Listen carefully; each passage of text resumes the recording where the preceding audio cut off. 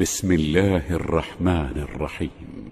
سبحان الذي أسرى بعبده ليلا من المسجد الحرام إلى المسجد الأقصى الذي باركنا حوله لنريه من آياتنا إنه هو السميع البصير. وآتينا موسى الكتاب وجعلناه هدى لبني إسرائيل ألا تتخذوا من دوني وكيلا ذرية من حملنا مع نوح إنه كان عبدا شكورا. وقضينا إلى بني إسرائيل في الكتاب لتفسدن في الأرض مرتين ولتعلن علوا كبيرا. فإذا جاء وعد أولاهما بعثنا عليكم عبادا لنا أولي بأس شديد فجاسوا خلال الديار وكان وعدا مفعولا. ثم رددنا لكم الكرة عليهم وأمددناكم بأموال وبنين وجعلناكم أكثر نفيرا. إن أحسنتم أحسنتم لأنفسكم وإن أسأتم فلها. فإذا جاء وعد الآخرة ليسوءوا وجوهكم وليدخلوا المسجد كما دخلوه أول مرة وليتبروا ما علوا تتبيرا. عسى ربكم أن يرحمكم وإن عدتم عدنا وجعلنا جهنم للكافرين حصيرا. إن هذا القرآن يهدي للتي هي أقوم ويبشر المؤمنين الذين يعملون الصالحات أن لهم أجرا كبيرا وأن الذين لا يؤمنون بالآخرة أعتدنا لهم عذابا أليما. ويدعو الإنسان بالشر دعاءه بالخير وكان الإنسان عجولا. وجعلنا الليل والنهار آيتين فمحونا آية الليل وجعلنا آية النهار مبصرة لتبتغوا فضلا من ربكم ولتعلموا عدد السنين والحساب وكل شيء فصلناه تفصيلا. وكل إنسان ألزمناه طائره في عنقه ونخرج له يوم القيامة كتابا يلقاه منشورا. اقرأ كتابك كفى بنفسك اليوم عليك حسيبا. من اهتدى فإنما يهتدي لنفسه ومن ضل فإنما يضل عليها ولا تزر وازرة وزر أخرى وما كنا معذبين حتى نبعث رسولا. وإذا أردنا أن ربك قرية أمرنا متر فيها ففسقوا فيها فحق عليها القول فدمرناها تدميرا وكم أهلكنا من القرون من بعد نوح وكفى بربك بذنوب عباده خبيرا بصيرا من كان يريد العاجلة عجلنا له فيها ما نشاء لمن نريد ثم جعلنا له جهنم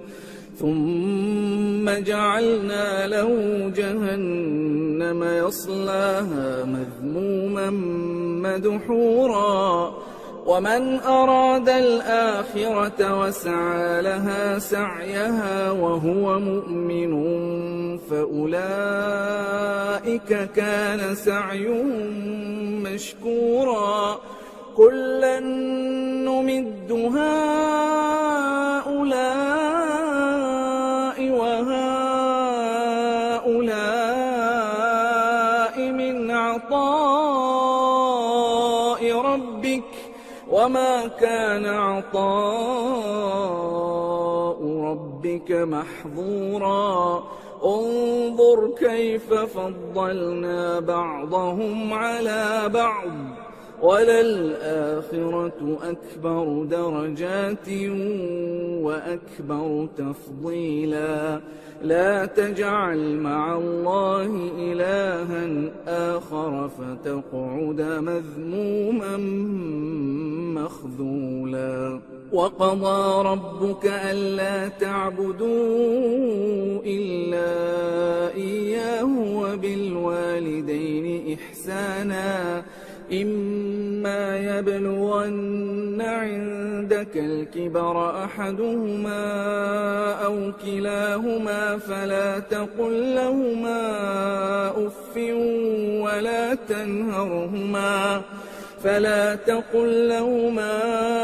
أف ولا تنهرهما وقل لهما قولا كريما واخفض لهما جناح الذل من الرحمة وقل رب ارحمهما كما ربياني صغيرا ربكم أعلم بما في نفوسكم إن تكونوا صالحين فإنه كان للأوابين غفورا وآت ذا القربى حقه والمسكين وابن السبيل ولا تبذر تبذيرا إن المبذرين كانوا إخوان الشياطين وكان الشيطان لربه كفورا وإما تعرضن عنهم ابتغاء رحمة من ربك ترجوها فقل لهم قولا ميسورا ولا تجعل يدك مغلولة إلى عنقك ولا تبسطها كل البسط فتقعد ملوما محسورا إن ربك يبسط الرزق لمن يشاء ويقدر إنه كان بعباده خبيرا بصيرا ولا تقتلوا أولادكم خشية إملاق نحن نرزقهم وإياكم إن قتلهم كان خطأ كبيرا ولا تقربوا الزنا إنه كان فاحشة وساء سبيلا ولا تقتلوا النفس التي حرم الله إلا بالحق ومن قتل مظلوما فقد جعلنا لوليه سلطانا فلا يسرف في القتل إنه كان منصورا ولا تقربوا مال اليتيم إلا بالتي هي أحسن حتى يبلغ أشده وأوفوا بالعهد إن العهد كان مسؤولا وأوفوا الكيل إذا كلتم وزنوا بالقسطاس المستقيم ذلك خير وأحسن تأويلا ولا تقف ما ليس لك به علم إن السمع والبصر والفؤاد كل أولئك كان عنه مسؤولا ولا تمش في الأرض مرحا إنك لن تخرق الأرض ولن تبلغ الجبال طولا كل ذلك كان سيئه عند ربك مكروها ذلك مما أوحى إليك ربك من الحكمة ولا تجعل مع الله إلها آخر فتلقى في جهنم ملوما مدحورا أفأصفاكم ربكم بالبنين واتخذ من الملائكة إناثا إنكم لتقولون قولا عظيما ولقد صرفنا في هذا القرآن ليذكروا وما يزيدهم إلا نفورا قل لو كان معه آلهة كما يقولون إذا لابتغوا إلى ذي العرش سبيلا سبحانه وتعالى عما يقولون علوا كبيرا تسبح له السماوات السبع والأرض ومن فيهن وإن من شيء إلا يسبح بحمده ولكن لا تفقهون تسبيحهم إنه كان حليما غفورا وإذا قرأت القرآن جعلنا بينك وبين الذين لا يؤمنون بالآخرة حجابا مستورا وجعلنا على قلوبهم أكنة أن يفقهوه وفي آذانهم وقرا وإذا ذكرت ربك في القرآن وحده ولوا على أدبارهم نفورا نحن أعلم بما يستمعون به إذ يستمعون إليك وإذ هم نجوى إذ يقول الظالمون إن تتبعون إلا رجلا مسحورا انظر كيف ضربوا لك الأمثال فضلوا فلا يستطيعون سبيلا وقالوا أئذا كنا عظاما ورفاتا أئنا لمبعوثون خلقا جديدا قل كونوا حجارة أو حديدا أو خلقا مما يكبر في صدوركم فسيقولون من يعيدنا قل الذي فطركم أول مرة فسينغضون إليك رؤوسهم ويقولون متاه قل عسى أن يكون قريبا يوم يدعوكم فتستجيبون بحمده وتظنون إن لبثتم إلا قليلا وقل لعبادي يقولوا التي هي أحسن إن الشيطان ينزغ بينهم إن الشيطان كان للإنسان عدوا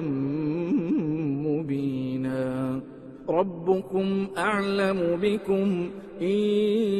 يشأ يرحمكم أو إن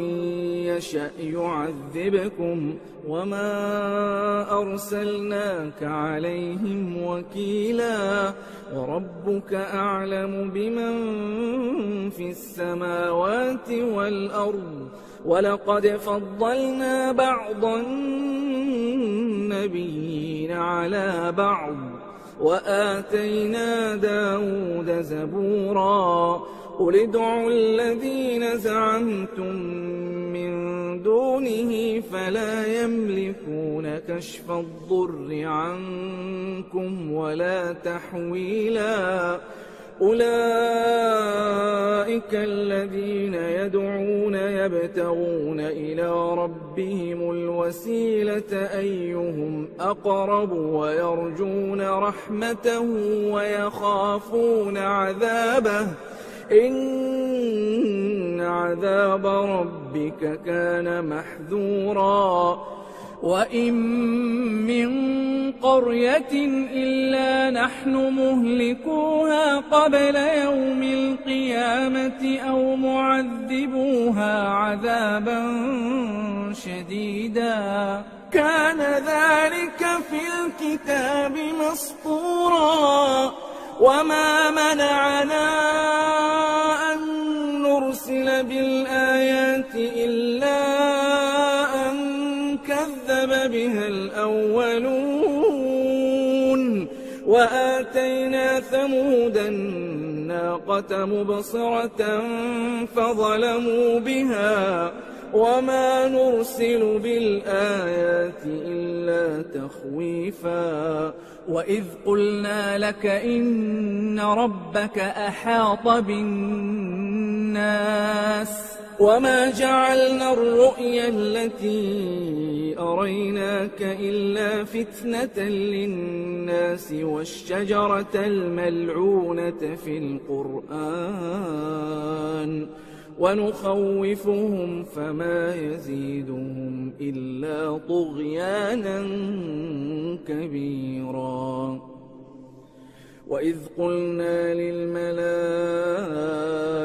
اسجدوا لآدم فسجدوا إلا إبليس قال أأسجد لمن خلقت طينا قال أرأيتك هذا الذي كرمت علي لئن أخرتني إلى يوم القيامة لأحتنكن ذريته إلا قليلا قال اذهب فمن تبعك منهم فإن جهنم جزاؤكم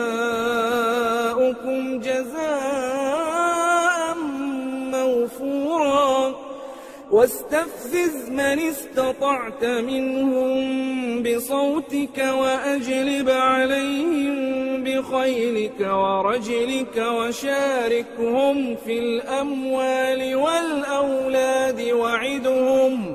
وما يعدهم الشيطان إلا غرورا إن عبادي ليس لك عليهم سلطان وكفى بربك وكيلا ربكم الذي يزجي لكم الفلك في البحر لتبتغوا من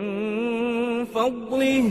إنه كان بكم رحيما وإذا مسكم الضر في البحر ضل من تدعون إلا إياه فلما فلما نجاكم إلى البر أعرضتم وكان الإنسان كفورا أفأمنتم أن يخسف بكم جانب البر أو يرسل عليكم حاصبا ثم لا تجدوا لكم وكيلا أم أمنتم أن يعيدكم فيه تارة أخرى فيرسل عليكم قاصفا من الريح فيغرقكم بما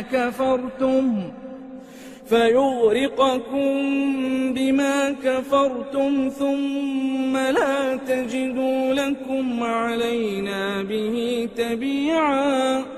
ولقد كرمنا بني آدم وحملناهم في البر والبحر ورزقناهم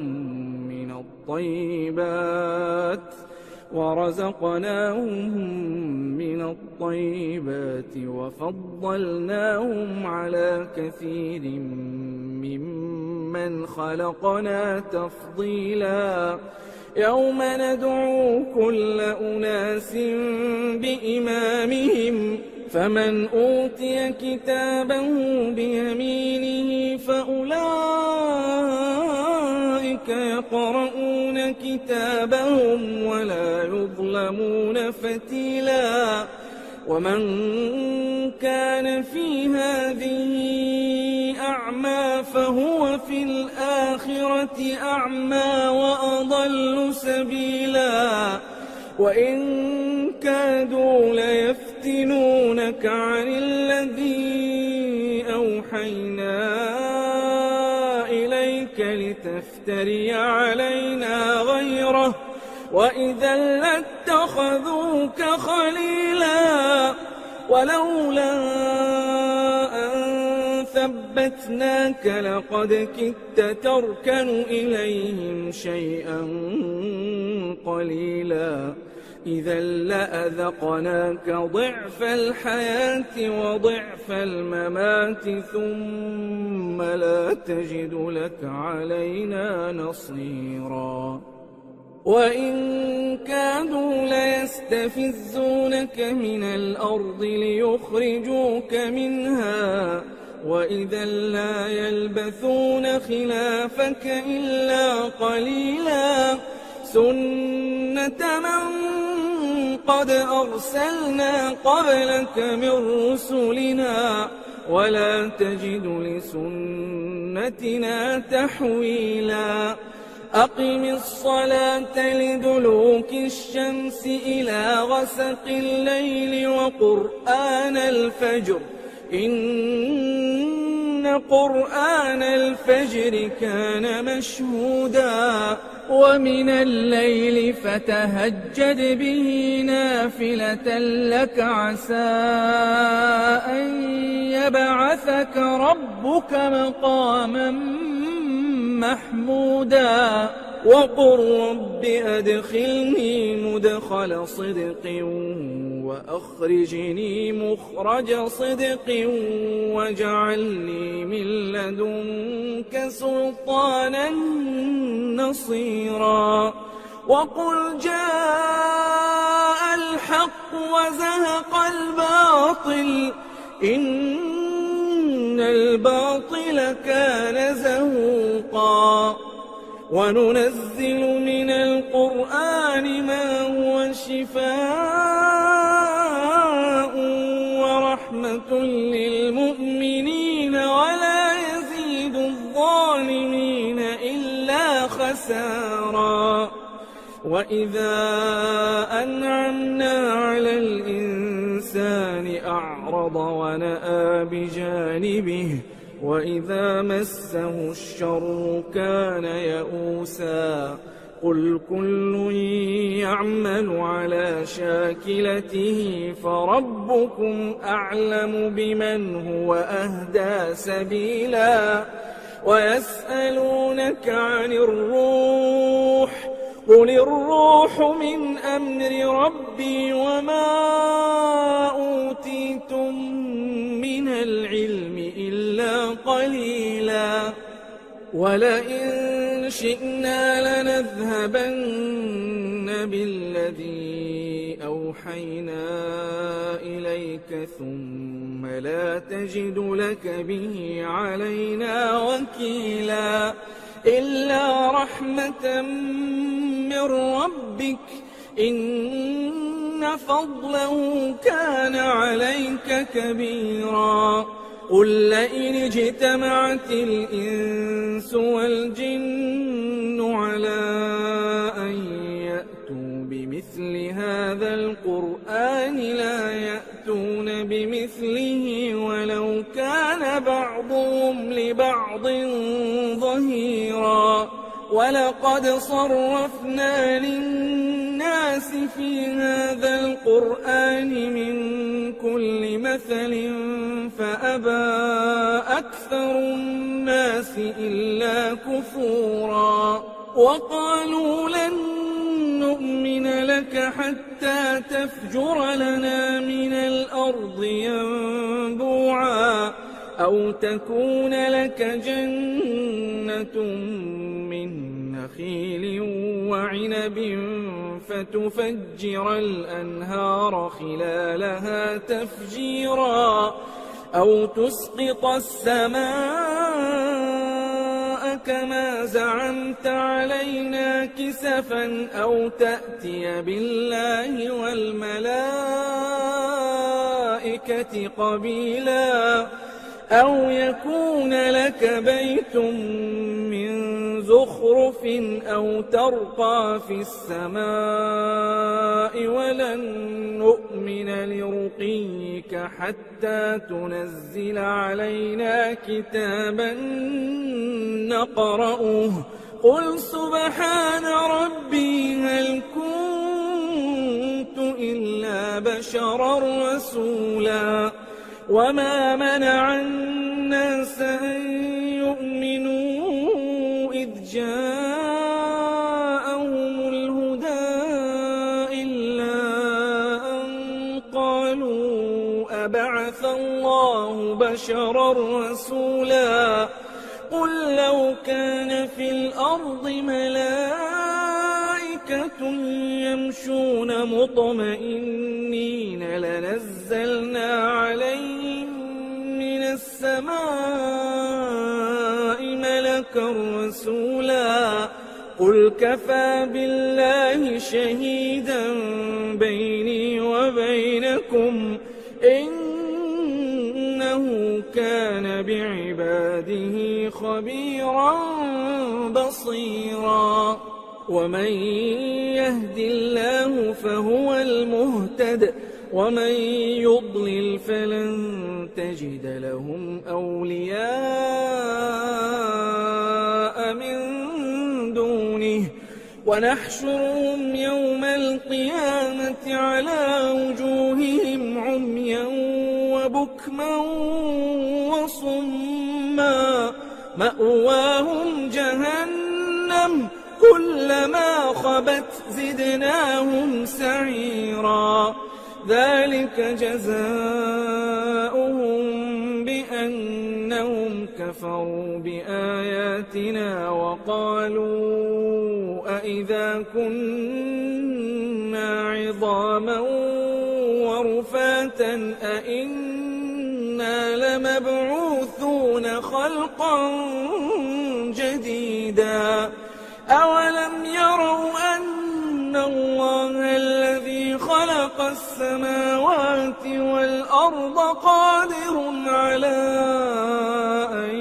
يخلق مثلهم وجعل لهم أجلا لا ريب فيه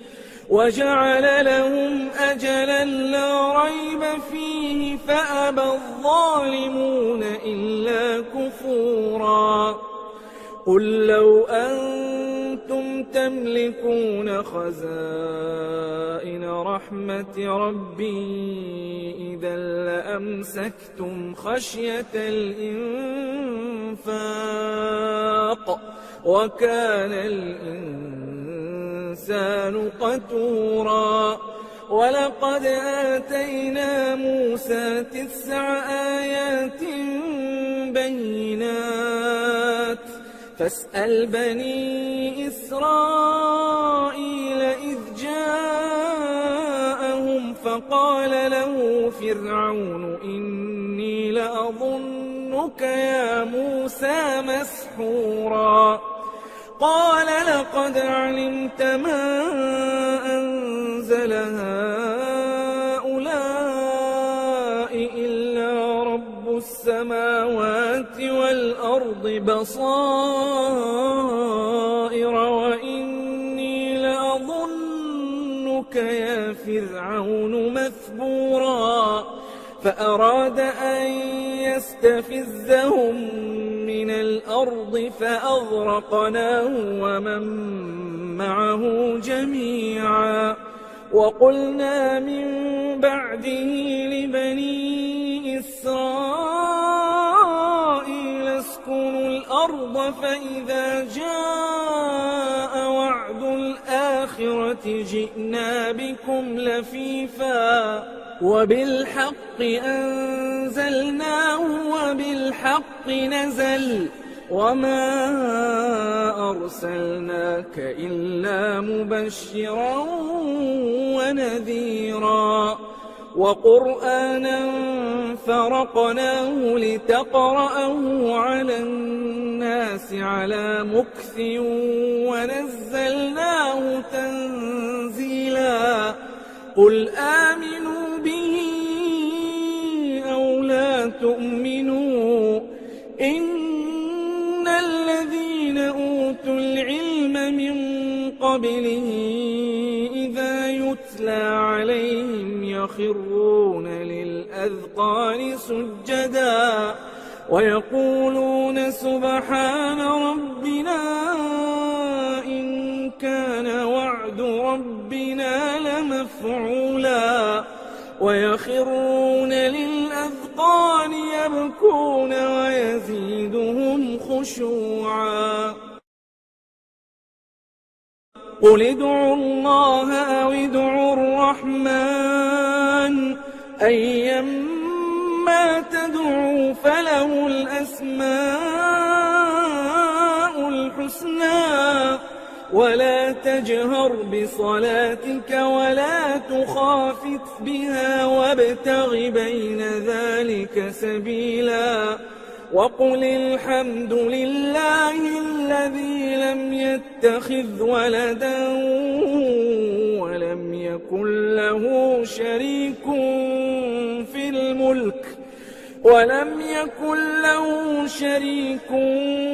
الملك ولم يكن له ولي من الذل وكبره تكبيرا. بسم الله